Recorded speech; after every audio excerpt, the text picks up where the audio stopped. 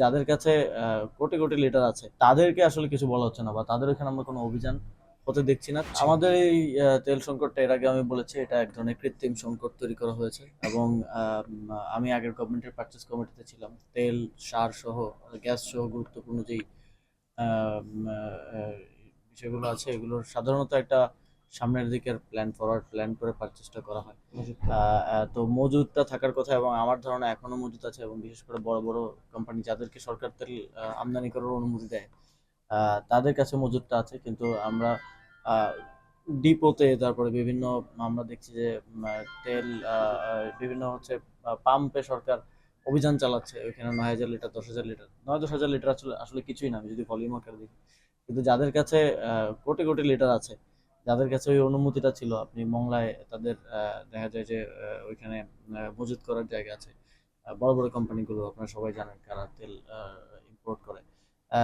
তাদেরকে আসলে কিছু বলা হচ্ছে না, বা তাদের এখানে আমরা কোনো অভিযান হতে দেখছি না। চোখ দেখানো কিছু, মানে জাস্ট সামনে দেখানো কিছু অভিযান হচ্ছে। আমার মনে হয় সেই জায়গাগুলোতে অভিযান পরিচালনা করলে তাহলে আহ, আহ, আহ, এই তেলের সংকটটা কাটিয়ে ওঠা সম্ভব। এবং এইটা আরেকটু ওয়াইজলি যদি শুরু থেকে প্ল্যান করা হতো, এখন এই সময় একটা হযবরল হয়ে গেছে 1 মাসের মাথায়।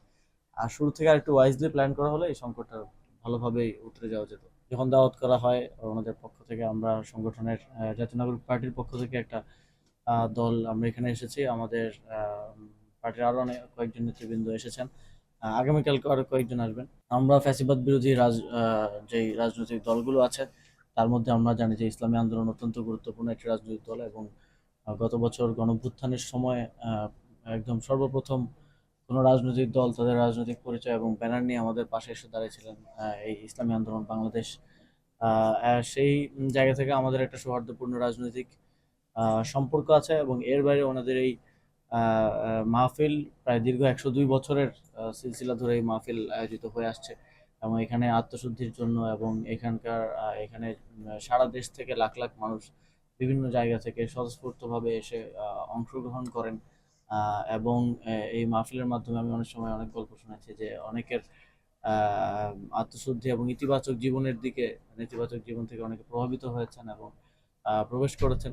সেই জায়গা থেকে খুবই গুরুত্বপূর্ণ এবং ঐতিহাসিক একটি মাহফিল। তো সেটা নিজ চোখে দেখা এবং অনুভব করার একটা বিষয় ছিল। তো আমি সকালে বয়ান শুনেছি এবং এখানে ঘুরে দেখেছি।